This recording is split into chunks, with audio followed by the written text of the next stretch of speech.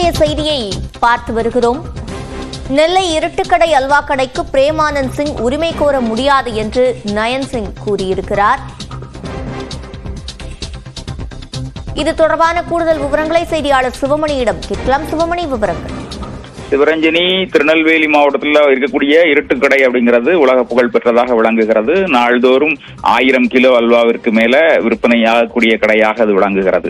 வருடத்திற்கு 6 கோடி ரூபாய்க்கு மேல வருமானம் கிடைக்கக்கூடிய கடையாக விளங்குகிறது. இந்த கடையை கவிதா என்பவர் தற்போது நிர்வகித்து வரக்கூடிய நிலையில அவருடைய சகோதரராக இருக்கக்கூடிய நயன் சிங் இரண்டாவதாக உரிமை கோரினார். மூன்றாவதாக அவர்களுடைய உறவினராக இருக்கக்கூடிய பிரேமானந்த் சிங், சென்னையை சேர்ந்த பிரேமானந்த் சிங் உரிமை கோரினார். தற்போது பிரேமானந்த் சிங்கிற்கு கவிதாவினுடைய சகோதரராக இருக்கக்கூடிய நயன் சிங் மறுப்பு அறிவிப்பு ஒன்றை வெளியிட்டிருக்கிறார். தினமலர் நாளிதழில் இந்த மறுப்பு அறிவிப்பு என்பது வெளியாகி இருக்கிறது.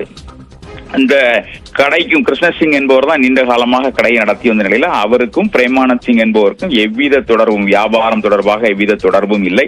ஏற்கனவே கடையில மேலாளராக பணியாற்றிய ஒருவரோடு இணைந்து பிரேமானந்த் சிங் திருநெல்வேலி உரிமையியல் நீதிமன்றத்தில் கடந்த 2023ஆம் ஆண்டு வழக்கு ஒன்றை தொடர்ந்திருந்தார்.